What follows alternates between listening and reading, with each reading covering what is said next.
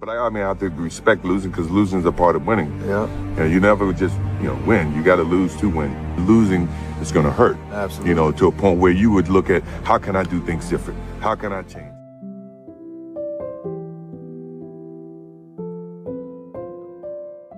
How can I make this team better? And that's the thing about a team, and you know this too, is that before you can look at someone else, you got to look at yourself in the mirror, because that's how things get started. And you got to be willing to change. You are without question one of the most gifted players I've ever seen. What makes you different from other people? Once again, it falls back to my parents in terms of how I approach a situation. I never feel that I'm at my best. I feel I still have room to improve. I still set goals for myself to strive for. I'm never complacent with what I've achieved. Even though it's been very successful for me, I still feel I have a lot to prove, not just as a player, but as a person, as a father, to some extent as a role model in all aspects. So I'm never really too complacent with myself or with what I've achieved. When I get to a point where I feel I can improve as a player, I walk away from the game. I still feel that I have a plateau that I hadn't reached yet in terms of my skills or my expectations of myself. I'm always going to expect myself to do certain things or surpass certain things. As long as I believe that, then my road to success is going to continue to expand. Like, I don't have to do this. I'm only doing it because it is who I am. That's how I played the game. That was my mentality. If you don't want to play that way, don't play that way. Maybe it's my fault. Maybe I led you to believe it was easy when it wasn't. Maybe I made you think my highlights started at the free throw line and not in the gym. Maybe I made you think that every shot I took was a game winner. That my game was built on flash and not fire. Maybe it's my fault that you didn't see that failure gave me strength, that my pain was my motivation.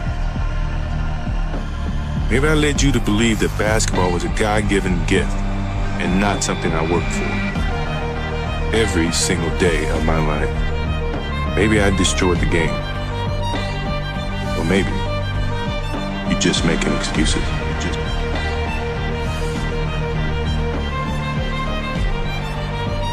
It is what it is. I don't wear it. I don't showcase it. I don't rub it in other people's faces. Someone else's opinion. If you ask me, I can never give you an opinion about things like that. But Jack and Tiger never played against each other. They never played in the same tournament. They never played with the same equipment. They never played with the same, length of golf course. I never played against Will Chamberlain. I never played against, Jerry West. To now say that, one's greater than the other is being a little bit unfair. I won 6 championships. Bill Russell won 11. Does that make Bill Russell better than me and make me better than him? No, because we play at different eras. So when you try to equate who's the greatest of all time, it's an unfair choice. But for me, I think they're both great. I would never say one is greater than the other. So initially when I got out of basketball, I really didn't know what I was going to do in terms of ownership. I was presented an opportunity to be a part of a ownership in Washington from a general manager standpoint. With that came an education of understanding what it took. If you look at all my portfolio of things that I'm involved in, my strongest passion outside of the ownership of the Hornets is the Jordan brand, because I can impact that in a much greater sense. To be able to talk to that consumer, interact with that consumer. It's not a draft. It's not dependent on how the season ends to determine if I have a draft pick in the first 12 or 13 picks. If I had to pick of all the things that I'm involved in, the most important is the Jordan brand, because it is my DNA. It is who I am. With the Jordan brand, it is successful because I can impact it.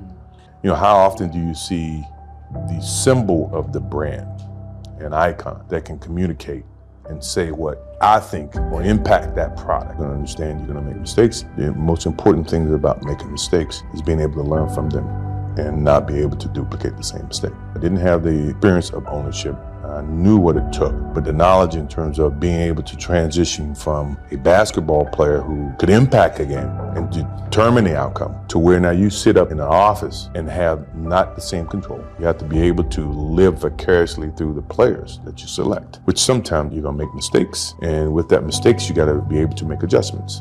They're not teaching the kids, and the kids then, by the time they're not useful to the agent, now have nothing, no decision-making knowledge. A lot of times they may end up broke, they mismanage their money. You can avoid some of those problems, especially when you talk about the kids are skipping college and going to the pros. Where are they gonna get that education from? The best support system they have is the agent. So if the agent's not gonna educate them, you tell me they're gonna learn, the pros and cons about being independent and being able to manage their own finances. So when they're not represented by that agent, or they're out of the game of basketball, out of the game of football, can they still articulate and make decisions that's, from a business sense? I think that's one of the major issues. You see a lot of players who, when they retire, they have the money. Michael Jordan tells me one day he wants to be the best player to ever play here. And I said, well, you got to work harder than you did in high school. He said, I worked as hard as everybody else. I said, oh, excuse me. I thought you just told me you want to be the best player to ever play here. He said, I'm going to show you. Nobody will ever work as hard as I work. Michael Jordan is not only the best basketball player, but he's the most exciting basketball player to ever play. We only dream about doing things that he can do. Jordan, open, Chicago with the lead. Played professional basketball for the Chicago Bulls. 32 seconds to go. A 1-point lead for Georgetown. Doherty to Black. The time, 18.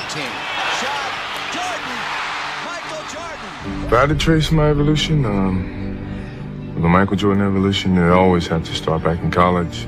Hitting the shot against Georgetown in 1982 when I really didn't know exactly what I was doing.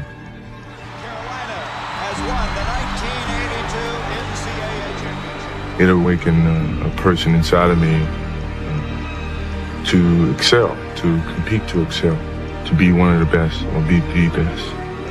That drove me. And I guess with that shot, it kind of ignited a fire inside of me that nothing was gonna stop.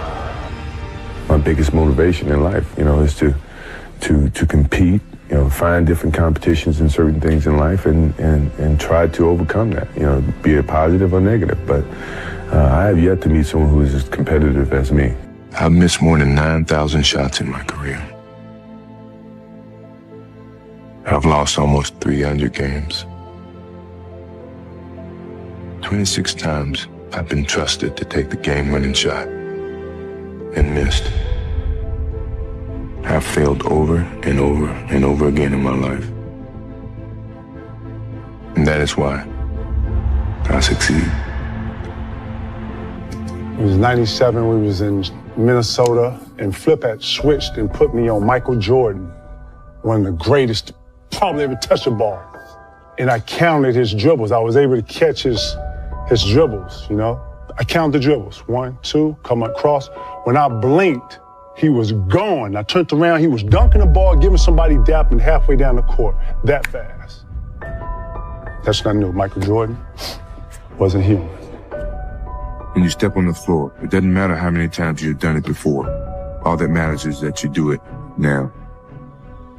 Be true to the game, because the game will be true to you. If you try to shortcut the game, then the game's going to shortcut you. If you put forth the effort, good things will be bestowed upon you. That's truly about the game. And in some ways, that's about life too. For me, losing just is the worst feeling in life at anything, whether it's cars, golf, basketball, whatever it is. I hate losing. It's not even a question. The thing he's always said, take a pause before you make a decision and say, what if? And the purpose for saying what if is that whatever decision you make, always either going to have consequences. You think about the consequences, pro or con, you make the right decisions that you feel is the right decision. Now, all the decisions I've made, other people may view to be not the right decisions from their perspective. But for me to go play baseball, and everybody says, oh, it was a failed opportunity to play baseball. That's what they think. For me, it was the best thing that could have happened for me, because it allowed me to go back to the game with a stronger passion At the same time, I was able to understand the love that these minor league baseball players have, making $1,500 a month, which is nothing. But for them, it was big. To me, to see that helped me put things in perspective, to understand the platform that I was on in 93, that when I went back to it in 95 and 96, I appreciated it even greater. So when we won those championships and we went through those things mattered to me far greater than what I did in 91, 92, 93. People don't see that, and people will never understand that to be success. All they think about, well, he batted 202, and he struck out a certain number of times. Yeah, okay. But the effort was there, and the learning curve and the passion was there that has transcended not just to me, but to other people who are afraid to do things because they're worried about the perception that may come from other places. The best news in today that sells is negative news. And not that I live in a box to where I'm afraid to do things. As my father says, the what if comment is to be able to deal with the consequences of what decisions you make. In 1990 or 2005, they voted me as the most popular athlete. It's ironic that I'm the youngest of the three. You ask 20 years from now,